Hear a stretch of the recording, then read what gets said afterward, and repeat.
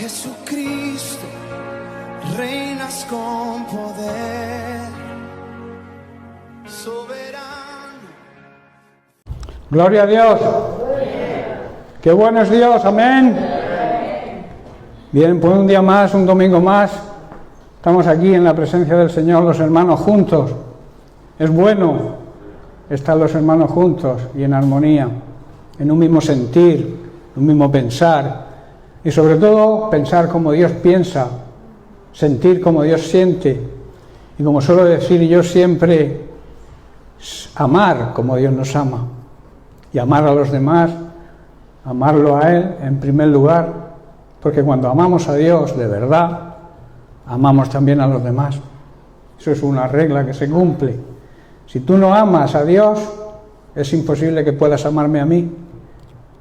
Primeramente, el amor de Dios se derramó en nuestros corazones por el Espíritu Santo el día que nos convertimos, y a partir de ahí el Espíritu Santo va generando ese amor y nosotros debemos transmitirlo a los demás. Es una cualidad, como estamos estudiando, es una cualidad del fruto del Espíritu Santo, el amor, que como siempre he comentado es la base donde se desarrollan los demás características del fruto. Si no hay amor, no hay nada más. Bien, pues quiero seguir tratando, bienvenidos a todos una vez más, un saludo a los que nos siguen en redes sociales. Quiero seguir tratando el tema que llevamos ya, creo que esta es la 9ª semana. No os preocupéis porque no cambiemos el tema, porque este tema es esencial, es primordial y tiene mucho de donde sacar. Yo no sé cuándo terminaremos, pero igual nos metemos en el año que viene y seguimos predicando sobre este tema, porque es necesario saber cómo debe andar la iglesia verdadera, cómo debe andar, cómo debe comportarse en el tiempo en que nos ha tocado vivir, tiempos difíciles, hay que reconocer, ¿verdad? Por eso hay una serie, decíamos, de principios, una serie de parámetros, de reglas que debe seguir la iglesia para que sea la iglesia que Dios quiere que seamos, esos principios que Dios nos exige como su iglesia, como su familia que somos. Y decíamos también, voy a hacer un cortito resumen para ponernos al día, decíamos también que a la iglesia se le ha concedido un enorme privilegio, que es ser la novia del Cordero, ser la novia que se va a desposar cuando Jesús venga en su segunda venida en las llamadas bodas del Cordero. Y nosotros, la iglesia, somos la novia. Y la novia debe, como dice Apocalipsis 19:8, debe vestirse de lino fino, que esto significa la forma de vivir de un pueblo santo, de un pueblo escogido por Dios, transformado por el poder del Espíritu Santo y apartado y dedicado a servirle. Esas son las características de la iglesia verdadera, apartada de toda contaminación, transformada, porque si no hay transformación, si somos los que éramos antes de convertirnos, es que no nos hemos convertido de verdad. Debe haber una transformación, por eso es la iglesia transformada y también apartada para un uso sagrado. El uso sagrado es servirle a Dios como Él se merece. Y estamos en el primer principio todavía, mira tú por dónde, si nos queda tiempo y nos queda tema. El primer principio era que debemos ser una iglesia fundamentada en Cristo, arraigada en su palabra y siendo guiada por el Espíritu Santo. Precisamente en este enfoque estamos, en que la iglesia debe ser guiada por el Espíritu Santo. El Espíritu Santo tiene que ser nuestra guía. Hablamos de las funciones del Espíritu Santo y también empezamos a tratar el fruto que el Espíritu Santo produce en aquellos que realmente tienen el Espíritu Santo, porque el Espíritu Santo es un don, es un regalo que recibimos cuando nos convertimos. El Espíritu Santo, que es Dios, vino a hacer morada en nosotros como individuos, como personas físicas, pero también como congregación, como iglesia. ¿Dónde mora el Espíritu Santo hoy? primeramente en nuestro corazón, en nuestro ser, o debe morar, y segundo en la congregación, en la iglesia. Por eso he dicho al principio que tenemos que estar en un mismo sentir, porque ese sentir lo pone el Espíritu Santo. Si vivimos de acuerdo al Espíritu Santo, debemos tener el mismo sentir y el mismo pensar y tener la misma visión. No podemos tener uno una visión y otros otra, eso no es unidad. La unidad debe ser en el Espíritu. Ninguna otra unidad le sirve a Dios, ninguna otra unidad es válida para Dios. Dios exige la unidad en el Espíritu. Por eso es imposible que yo me pueda poner a orar con personas, con denominaciones que no siguen las enseñanzas de Cristo. No podemos, porque eso el mundo lo llama unidad, pero no es unidad, es ecumenismo. Y el ecumenismo es un movimiento que está actualmente influyendo en muchos, pastores evangélicos, que nos lleva a, si tú te llamas cristiano, tenga la doctrina que tengas, te puedes unir para buscar un fin o pedirle a Dios que haga algo, precisamente en el tema que estamos atravesando ahora, lo de la pandemia. Pero eso no es unidad. La unidad debe ser que sintamos lo mismo, que tengamos el mismo pensar, que amemos de la misma manera que ama Dios y sobre todo que nuestra visión sea la misma en nosotros y la de Dios. Por eso es importante entender que la única unidad que le sirve a Dios es la unidad en el Espíritu, guiados por el Espíritu Santo. Hablamos y estudiamos partes de las características del fruto del Espíritu Santo.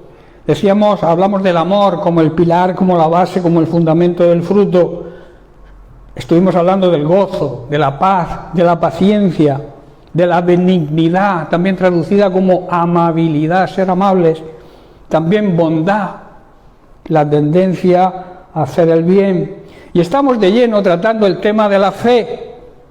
La fe, decíamos que es la aprobación de una verdad, dar fe de que algo es verdad. Y nosotros, como creyentes verdaderos, debemos dar fe de que Cristo es la verdad y la verdad es su palabra. Y también, en el plano, espiritual, es tener una total confianza, una plena confianza del ser humano en Dios y en su palabra. Enfocábamos la fe en dos sentidos. El primer sentido es que Dios confía en nosotros, confió en nosotros, pese a lo que éramos antes de convertirnos, depositó su fe en nosotros, envió a Jesucristo para que nos redimiera, pagara el precio por nosotros. Y nosotros, los que estamos aquí, hemos reaccionado positivamente. Y eso quiere decir que Dios hace las cosas con un fin, con un propósito. Y es que seamos salvos toda la humanidad. Él, su deseo, su voluntad, su propósito, su anhelo es que toda la humanidad se convierta. Pero Él ya lo hizo todo. Buscó el remedio, buscó la solución, envió a su Hijo a la cruz, nos regaló la salvación a través de la muerte de su Hijo. Pero nosotros tenemos que hacer algo, que es recibirla. Recibir a Jesucristo como nuestro dueño, como nuestro Señor y también como nuestro Salvador. Ese es un regalo precioso de Dios. Esa es la demostración del amor de Dios hacia el ser humano. Por eso, si Él demostró ese amor con nosotros, si Él demostró esa fe en nosotros, nosotros también tenemos que tener fe en los demás. Esto nos enseña que a través de la palabra de Dios, cualquier ser humano, por muy malo que sea, por muy delincuente, por muy terrorista que sea, por muy mala persona, la palabra de Dios lo puede cambiar. Y eso también tenemos que aprenderlo nosotros, no desechar a nadie. Y también, ya en el otro sentido, como he comentado antes, la fe es tener una plena, una entera confianza, una certeza y una convicción en Dios, como lo demostraron muchos grandes hombres del Señor en la antigüedad, caso de Job, caso de Abraham y muchos héroes de la fe que encontramos en el libro de Hebreos. Y estábamos hablando sobre las consideraciones, que hay que hacer ciertas consideraciones sobre la fe. La primera es que las promesas, esto lo vimos la semana pasada, las promesas de Dios transmiten fe y transmiten confianza. Y decía la palabra de Dios que el Señor es nuestro ayudador y que Él nunca nos fallará ni nunca nos abandonará. Ayudó siempre a su pueblo Israel, ayudó a la iglesia primitiva, sigue hoy ayudando a su iglesia y la va a seguir ayudando siempre, porque hay una gran confirmación y una afirmación del escritor de Hebreos que dice que Jesucristo, que es Dios, es el mismo ayer, hoy y por siempre. El mismo Dios de Abraham, de Jacob, de Isaac, de Job, es el nuestro Dios, porque no cambia. El hombre cambia, fluctúa, sus sentimientos, sus pensamientos, hoy piensa una cosa, mañana otra, pero Dios no es así. Dios no cambia de forma de pensar. Dios es el mismo que fue ayer, que es hoy y que será mañana. Y eso debe transmitirnos fe a nosotros. La Biblia está llena, hermanos, de promesas, las cuales nos transmiten fe y confianza. Bien, pues vamos a entrar en la siguiente consideración acerca de la fe. Hay, digamos, una verdad central en este tema, que es que la fe obra y ve los milagros. Si creemos, realmente creemos como hay que creer, veremos la gloria de Dios. Y si creemos como debemos creer, veremos milagros en nuestra vida. Un milagro, decimos, que es algo que no tiene explicación, pero que demuestran a través de esos milagros, podemos ver la gloria de Dios. Y los milagros, como veremos más adelante, no se sienten. Los milagros se ven y se creen. Vamos a leer la historia de la resurrección de Lázaro, que está en el capítulo 11 de Juan. Vamos a leer unos versículos solo, un par de ellos, pero que son suficientes para que entendamos. Dijo Jesús: quitad la piedra. Esto a mí me da una enseñanza tremenda para hoy nosotros. Nosotros somos los que tenemos que quitar toda serie de obstáculos que impidan nuestra resurrección espiritual. Hay obstáculos que están ahí, que impiden y que nos mantienen muertos espiritualmente. Pero Jesús te dice: quita la piedra, quita el obstáculo y verás la gloria de Dios. Jesucristo no quitó la piedra, ¿verdad? Se lo dijo a los que estaban allí: quitad la piedra. Hay algo que tienes que hacer tú, que tengo que hacer yo. Y es quitar todo obstáculo que impida mi resurrección a una nueva vida. ¿Estáis entendiendo? Entonces dice: Marta, la hermana del que había muerto, le dijo: Señor, hiede ya, porque es de 4 días. Hermanos, nuestra vida huele mal cuando andamos muertos espiritualmente por culpa del pecado. Si tú andas en pecado, hueles mal. Estás dando mal testimonio a la gente que te rodea. Marta le dijo: está muerto. Trasladado al tema espiritual, la iglesia hoy, muchas personas dentro de la congregación, muchos de los que se llaman iglesia, están muertos y deben resucitar. Pero hay que quitar obstáculos de nuestro camino. Hoy los hijos se sublevan contra los padres. ¿Sabéis por qué? Porque hay un obstáculo que no somos capaces los padres de quitar. Le hemos dado tanta libertad a nuestros hijos que cuando queremos reaccionar no podemos. Le hemos consentido tanto que cuando queremos reaccionar no podemos porque ya se ríen de nosotros, nos hacen frente, incluso nos insultan y en muchos casos nos agreden. ¿Por qué? Porque falta sabiduría en los padres. Los padres tienen que levantarse con la autoridad que Dios les ha dado, una autoridad que viene de Dios, y deben ejercitarla. Me han ofendido, el pastor me ha corregido y no voy a la iglesia. Bien, hija, quédate ahí en casa. ¡Cuánta sabiduría!, ¿verdad?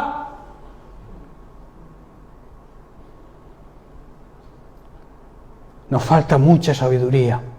Hay muchas personas que conocen, saben, pero no aplican lo que saben. Por tanto, no son sabios, son necios, aunque sepan. Hay muchos que conocen la verdad. Hay muchos que tienen inteligencia para entender la palabra de Dios, pero al no aplicarla no son sabios, que es la diferencia entre inteligente y sabio. Inteligente es el que conoce, y el sabio es el que aplica lo que conoce a su vida. ¿De qué me sirve saber las cosas si no las aplico? Luego nos quejamos. Mi hijo se ha ido al mundo, nació en la iglesia, se bautizó, llega a la edad de la rebeldía, empiezan rebelándose por los padres, luego se rebelan en la iglesia, y cuando vienes a darte cuenta, se han ido al mundo, se han perdido, y no los podemos recuperar, porque hemos sido necios, aún sabiendo lo que tenemos que hacer. No sé si me estoy explicando esta mañana. Quitad la piedra, quitad todos los obstáculos que haya para que resucitemos nosotros y nuestros hijos a una nueva vida. Pero debemos actuar con sabiduría. Jesús le dijo a Marta: ¿no te he dicho que si crees? La creencia va asociada a la obediencia. El que cree, obedece. El que no obedece es el que no cree. Marta, ¿no te he dicho que si crees, hago énfasis, si crees, verás la gloria de Dios? ¿No te he dicho que si crees, verás milagros en tu vida? ¿No te he dicho que si crees, vas a ver el esplendor de mi gloria? Son promesas que están ahí, hermanos, para que las agarremos, para que las hagamos nuestras y no perdamos el tiempo. Es que el pastor me ha ofendido. El pastor te ama y te corrige. Si no, no es un buen pastor. Si te deja hacer lo que quieras, no es un buen pastor. Porque el pastor está para guiar a las ovejas. Está para alimentarlas, pero también para guiarlas. Y las ovejas tienen que ser receptivas a la disciplina y a la exhortación. Si no, están perdidas. El lobo viene y las devora. La gloria, ¿qué es la gloria de Dios? La gloria de Dios es la expresión de la excelencia, del carácter y la perfección de los atributos de Dios, y que son manifiestos en toda la creación. Vemos la gloria de Dios nada más amanecer y mirar por la ventana. Esos cuadros tan preciosos que ningún pintor puede pintar, solamente nuestro Dios, porque es soberano, y vemos su gloria, el resplandor de su gloria. En el Salmo 19, verso 1, David declara: los cielos proclaman la gloria de Dios y el firmamento despliega la destreza de sus manos. Y en Habacuc capítulo 3, verso 3 dice: su gloria cubrió los cielos y la tierra se llenó de alabanza. Tremenda. Su brillante esplendor de su gloria, el esplendor de su gloria, está diciendo aquí el profeta, llena los cielos y la tierra se llena de alabanza hacia Él. Su iglesia debe reconocer esto y debemos alabar a Dios. Y también la alabanza está relacionada con la obediencia. Si tú alabas y desobedeces, eso no es alabanza, eso es hipocresía. Cuando tú alabes a Dios, demuestra en medio de esa alabanza, demuestras esa alabanza con tu obediencia. Si no, no es alabanza verdadera. Esta gloria de Dios se reveló primeramente en Cristo. Se reveló después a los hombres. Dice Juan capítulo 1, verso 14, y aquel verbo, o sea, aquella palabra, fue hecha carne, se refiere a Jesucristo, y habitó entre nosotros, vino a vivir entre nosotros como un ser humano, y luego añade, y vimos su gloria como la del unigénito del Padre, lleno de gracia y de verdad. Aleluya, gloria a Dios. La gloria empezó a manifestarse en Cristo. ¿Por qué? Porque Cristo es Dios. Esa gloria es apreciada en su nacimiento. Si observamos y leemos las Sagradas Escrituras, veréis que los pastores vieron un resplandor tremendo, la gloria de Dios, que el Dios hecho hombre vino a esta tierra. Y los pastores fueron los primeros que vieron su gloria. Luego lo vemos en la transfiguración, cuando cogió, digamos, a sus tres íntimos, a Santiago. Vimos también a Pedro y a Juan, que fueron con él al monte de la transfiguración, y allí también se manifestó la gloria de Dios en Cristo, ¿verdad? Luego lo vimos en su resurrección, cuando resucitó también la gloria de Dios se vio, y las mujeres tuvieron el privilegio de ver esa gloria. Luego nos vamos a la ascensión. También vemos la gloria de Dios cuando ascendió delante de todos sus discípulos. Hermanos, estas revelaciones de la gloria de Dios en Cristo demuestran su divinidad. A mí nadie me puede negar que Jesucristo es Dios, porque refleja en todos sus andares por esta vida, reflejó la gloria de Dios en él, porque es Dios. Se habla también en la Biblia de la gloria de los seres humanos. La gloria, pero esta gloria es una gloria efímera, es pasajera. Esa gloria de los seres humanos es la buena opinión que los demás tienen de ellos, su reputación, su honestidad, su vida de rectitud. Pero vuelvo a repetir, esa gloria es pasajera. El ser humano tiene una gloria que caduca, pero la gloria de Dios es eterna. La gloria absoluta y eterna le pertenece a Dios en su totalidad trinitaria. La gloria es del Padre, es del Hijo y es del Espíritu Santo.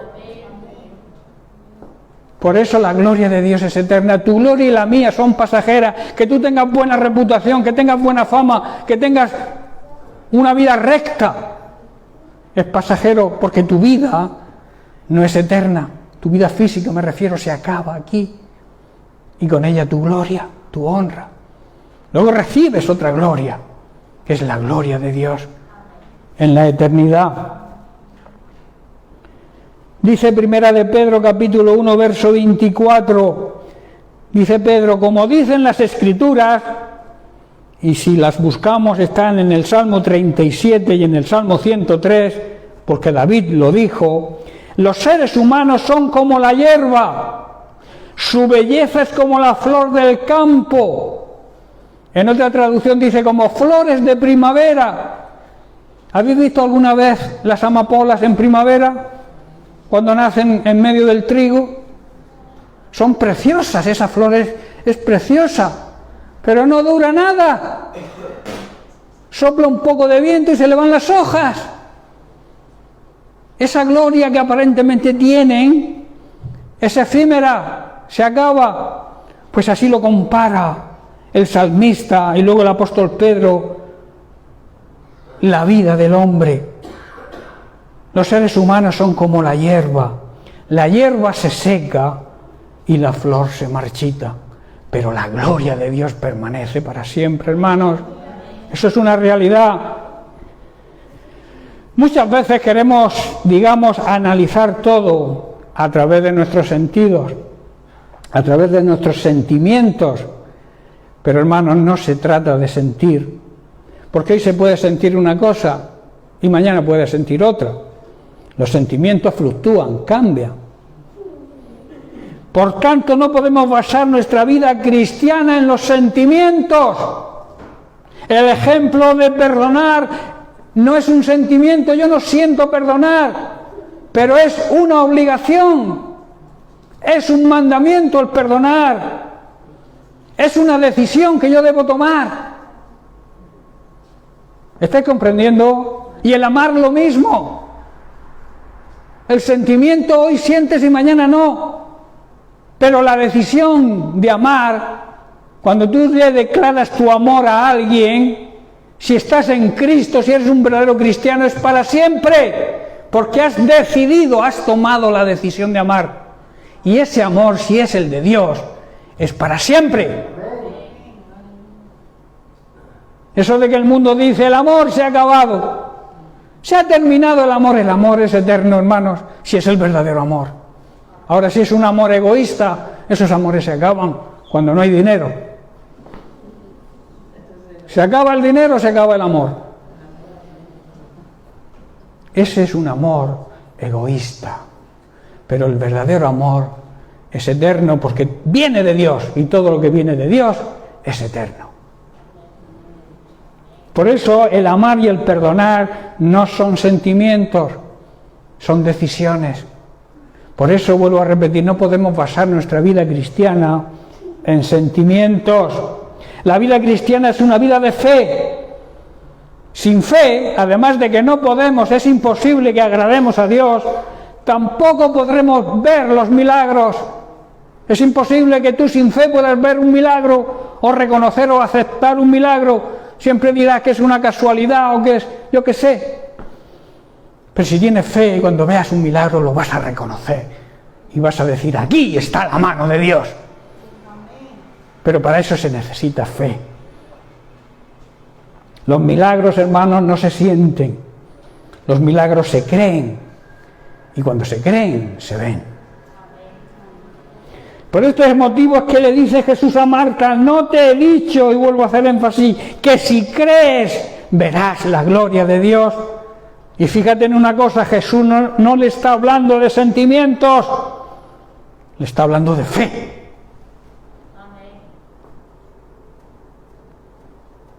Jesús sabía cómo enfocar los problemas y tenía una buena enseñanza. Y esa enseñanza es para nosotros hoy, está viva para nosotros hoy. Si tú quieres agradar a Dios, si tú quieres ver milagros en tu vida, tus hijos convertidos, tus hijos perdiendo toda rebeldía, empieza a creer, pero acompáñalo con la obediencia. Como he dicho al principio, los padres tienen la obligación de ejercer autoridad sobre los hijos. Y hoy se está perdiendo. Son los hijos quienes mandan en las casas ahora. ¿Por qué es así? Porque no estamos desarrollando nuestra autoridad de padres. Y eso es pecado. Tendremos que dar cuenta a Dios. Si tus hijos se pierden por tu culpa, porque no has ejercido autoridad, Dios te va a demandar. Eso. No sé si estoy hablando claro, pero es que lo siento así. Porque yo he pasado también por los hijos rebeldes. Todos hemos tenido experiencias con hijos rebeldes. Por eso yo como pastor, y he pasado por eso, cuando ejerzo autoridad, cuando exhorto a una persona, es porque he pasado por ahí, tengo la experiencia y sé cómo actuar. Por eso no te ofendas cuando yo te diga algo. Enseguida se me enfada la gente. Pero bueno, es que somos perfectos. ¿Hay alguno aquí que llegue a la perfección de Dios para que no pueda ser corregido? ¿Hay alguien? Decidme. Entonces, ¿por qué no aceptamos la corrección? ¿Por qué no aceptamos la exhortación? ¿Por qué no aceptamos la disciplina? La disciplina, estoy de acuerdo, al principio hace daño, tanto al que la recibe como al que la impone, pero al final da fruto. Eso es lo que la palabra de Dios enseña. Seamos sabios, apliquemos lo que sabemos a nuestra vida, no seamos necios. Siempre que potenciemos nuestra fe a través de leer, a través de meditar, a través de escuchar la palabra de Dios, veremos milagros y veremos su gloria. La resurrección de Lázaro era un milagro. Por tanto, no podía nadie razonar. Por eso la insistencia del Señor en que debemos fomentar nuestra fe. Dios depositó cuando nos convertimos una pequeña medida de fe en nosotros. Pero es la obligación de nosotros desarrollarla. ¿Cómo se desarrolla la fe? Escuchando, meditando, profundizando en la palabra de Dios. Así lo dice Pablo. La fe viene por el oír, por el escuchar, por el prestar atención al mensaje de Cristo, a lo que Cristo predicó, a lo que Cristo enseñó. No lo que enseñen por ahí cualquier supuesto cristiano.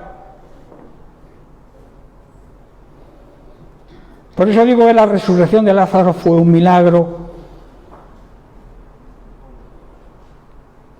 En Mateo capítulo 17, versículos 19 y 20, vemos a Jesús después de expulsar a un demonio. Esto hablando de la medida de fe que todos tenemos cuando nos convertimos.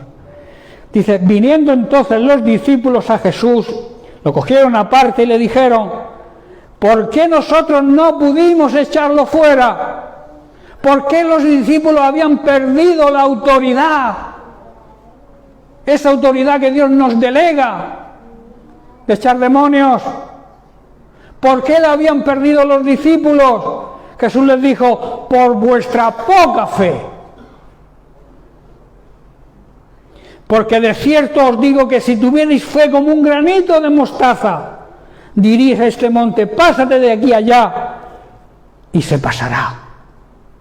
Y nada os será imposible. Nada os será imposible. La fe, hay un dicho que dice, mueve montañas, viene de aquí, de este versículo. Y es una frase que la pronuncian incluso personas que no creen, pero viene de ahí, de la regla de oro, de la oración y de la fe. Orar con fe. El que ora sin fe no recibe. Por eso dice, si dijerais, quítate de ahí, monte, y échate hacia allá, y tuvierais fe de verdad, el monte os obedecería. Si Jesús lo dice, si su palabra lo dice, yo que soy un verdadero creyente, debo creerlo. Si la palabra de Dios dice lo que diga, yo como creyente, que para eso me llamo creyente, creyente es aquel que cree, si la palabra y Dios lo dice, yo debo creerlo. Hermanos, cuando desarrollemos nuestra fe a través de prestar atención, de escuchar la palabra de Dios, y nuestra fe va creciendo a través de la obediencia, nunca podremos contradecir ni discutir la palabra de Dios. Hay muchos hoy, digamos, sabios, entre comillas, que no les gusta nada más que discutir los versículos, que si yo pienso que quiere decir esto, tú piensas que tal. Si tú realmente tienes fe, tú crees lo que la palabra de Dios dice, porque la palabra de Dios dice lo que dice, no lo que yo quiero que diga. Entonces, si desarrollamos nuestra fe como hay que desarrollarla, nunca podremos discutir sobre la verdad de la palabra de Dios y, por tanto, tampoco podremos negar los milagros. Amén. Hermanos, el razonamiento humano no es fe. Y la fe no es razonar con la mente humana. Son completamente diferentes. Incluso se oponen entre sí. El razonamiento humano no ve milagros, la fe sí los ve. Son completamente opuestos. El problema de la fe auténtica me refiero, es que cuando las cosas van bien, aparentemente o supuestamente decimos que tenemos fe. Cuando todo marcha bien, yo tengo una fe enorme, hermano, lo creo todo. Pero ¿qué pasa cuando nos viene un mal? Cuando algo nos va mal, cuando algo no ocurre de la forma en que nosotros habíamos planeado, ¿qué ocurre? Que esa supuesta fe se derrumba y empieza la duda y empieza la queja, ¿verdad? La fe ni duda ni se queja, porque confía en un Dios eterno que lo que promete cumple. Eso es fe, hermano. Debemos saber también que nuestra fe, para demostrar que es una fe auténtica, tiene que ser probada. ¿Sabíais eso? Que la fe tiene que pasar por pruebas, que la fe tiene que experimentar dificultades en nuestra vida, situaciones difíciles.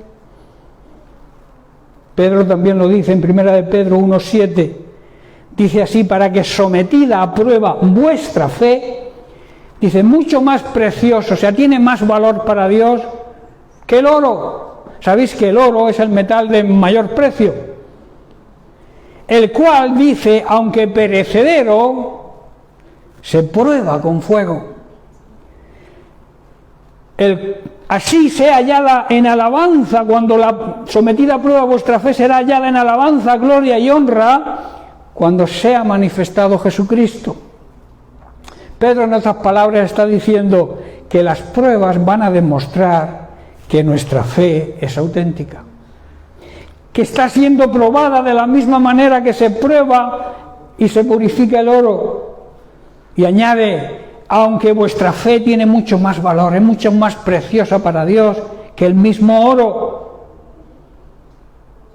Y dice entonces, sigue diciendo, entonces vuestra fe, al permanecer firme en tantas pruebas, os traerá mucha alabanza, gloria y honra en el día que Jesucristo sea revelado a toda la humanidad, o sea, en su segunda venida.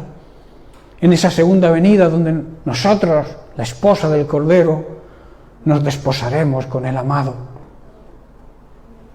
Las pruebas demostrarán que nuestra fe es auténtica, hermanos. Por eso cuando seas probado, cuando estés atravesando algún problema, tienes que darle la gloria a Dios, porque a través de esa prueba tú vas a aprender, te vas a hacer fuerte para quizá afrontar pruebas más difíciles que vendrán.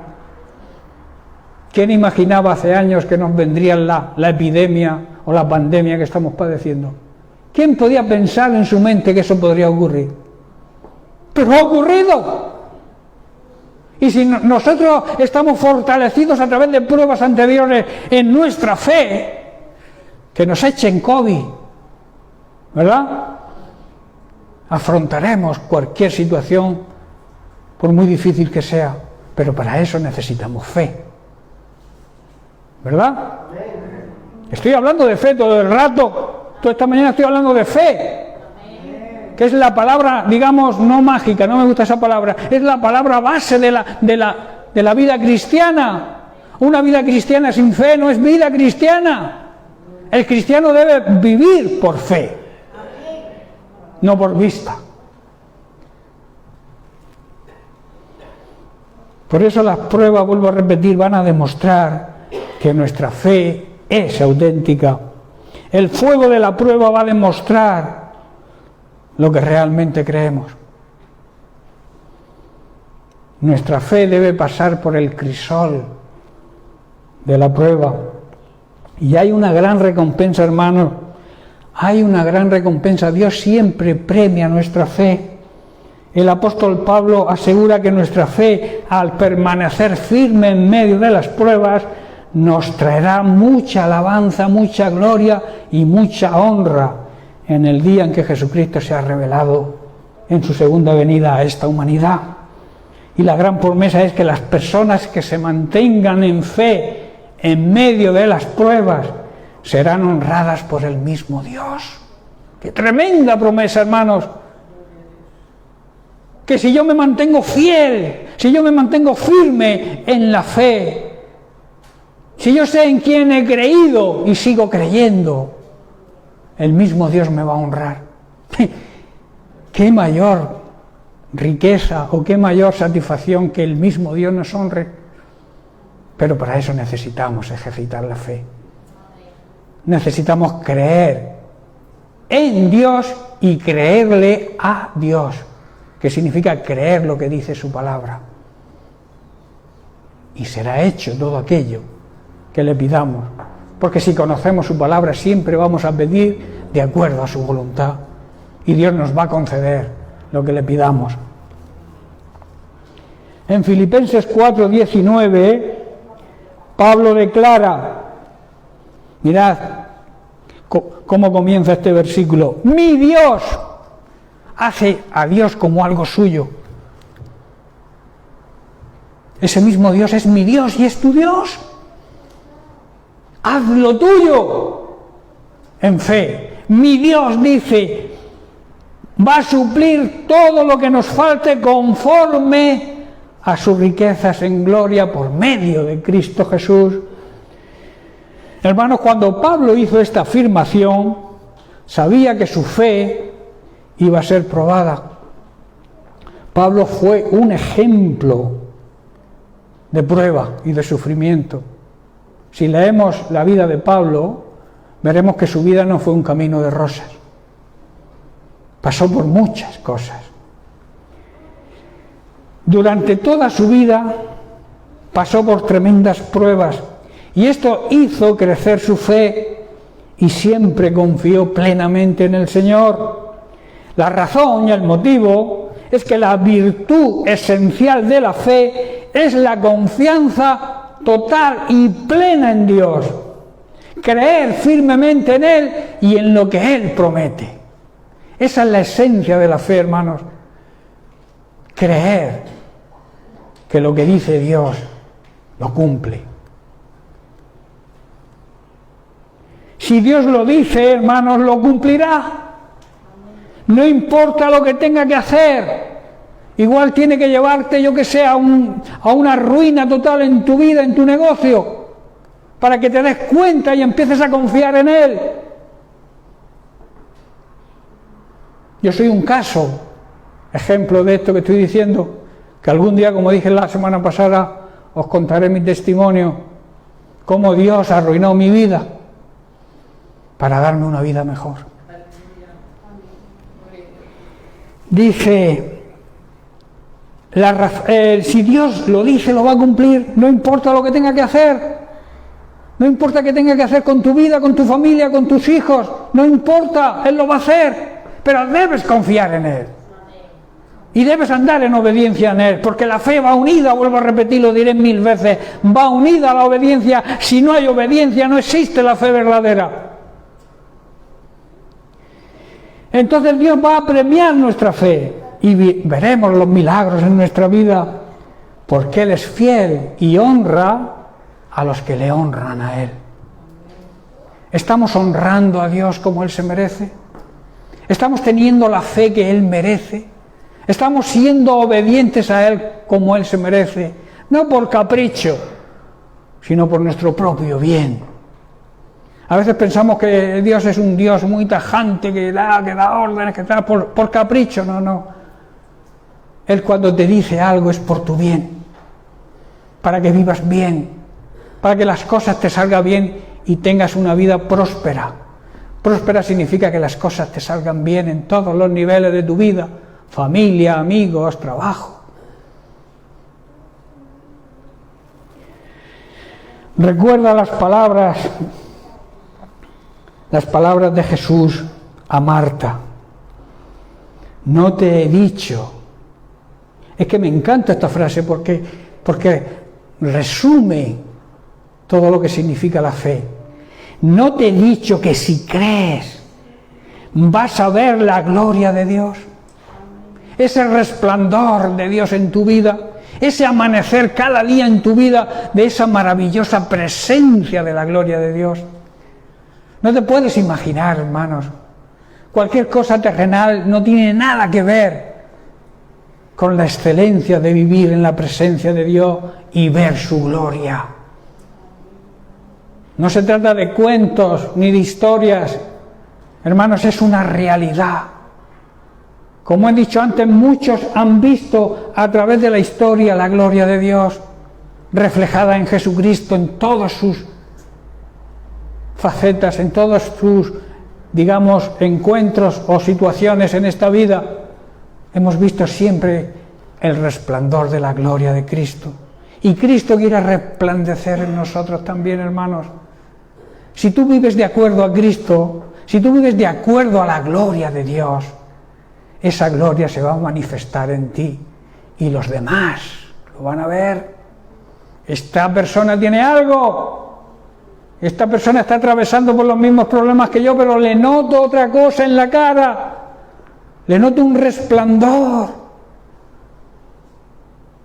porque ha estado en la presencia de Dios. Y cuando estás en la presencia de Dios, el resplandor de su gloria se refleja en ti. ¿Os acordáis de Moisés, no? Cuando tuvo el encuentro en el monte Sinaí para recibir las tablas de la ley. Cuando bajaba del monte, él no se dio cuenta, pero cuando bajaba del monte, la gente tenía que cubrir su cara por el resplandor que fluía, que salía de la cara de Moisés. Esa es la gloria de Dios reflejada en su vida.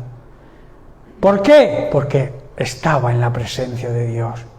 Si tú estás en la presencia de Dios, hermano, si tú vives en la presencia de Dios, la gloria de Dios va a reflejar en ti y los demás la van a ver. Por eso, y termino ya, si creemos de verdad, hermanos, si tenemos la fe que hay que tener, la fe que ha sido probada a través de las pruebas y del sufrimiento, recordemos que Jesucristo fue experto en sufrimiento, varón de dolores, experimentado, o sea, tuvo una gran experiencia con el sufrimiento. Como yo suelo decir, a Noé le vas a hablar tú de la lluvia, ¿verdad? El que es experto en sufrimiento sabe aconsejar a los demás cuando ve que esas personas están pasando por lo que él ha pasado. Por eso a veces Dios permite que ocurran cosas en nuestra vida para que aprendamos que a través de la prueba podemos dar testimonio también a los demás y los demás puedan acercarse y tú traerles ese consuelo, el mismo consuelo que Dios te ha dado a ti, tú puedas transmitirlo a los demás. Es un gran testimonio que debe dar la iglesia de hoy en día, esa iglesia que debe prepararse, debe andar en los principios que Dios exige para una iglesia verdadera, para poder cumplir el propósito que Dios tiene para ella, un propósito eterno, un propósito hermoso, un propósito que no es egoísta. Él quiere la salvación de su creación. Él quiere que todo lo que Él ha creado, la joya de su creación que es el ser humano, que tanto ama, que tanto amó y lo demostró, dándonos a su Hijo como regalo y entregándolo a una muerte que nosotros merecíamos. Eso nos hace dignos de acercarnos ante Dios sin sentimiento de culpa. Eso se le llama justificación. Hemos sido declarados justos por medio de Cristo y nosotros, hermanos, debemos actuar de la misma forma. Debemos reflejar la gloria de Dios. Pero necesitamos fe. Necesitamos esa fe. Por eso termino con esto. Si crees de verdad, verás la gloria de Dios. Si crees de verdad, verás el esplendor de su gloria en tu vida. Y verás los milagros que Dios tiene para ti. Esos milagros que yo siempre digo, si simplemente con abrir los ojos cada mañana, debemos considerarlo un milagro y darle a Dios las primicias de ese día. Qué bueno que aprendamos y que entendamos precisamente esto, que Dios se merece lo mejor, porque nos ha dado lo mejor que tenía su Hijo Jesucristo, hermanos, y eso merece que nosotros le alabemos, le obedezcamos con la excelencia que Él se merece. Bien, pues lo dejamos aquí y seguiremos la semana que viene con otra consideración sobre la fe. La fe nos acerca a Cristo. Dejo el título y os dejo en suspense para que el domingo que viene vengáis con el deseo de descubrir esa fe que nos acerque a Cristo de verdad. Amén. Que Dios te bendiga.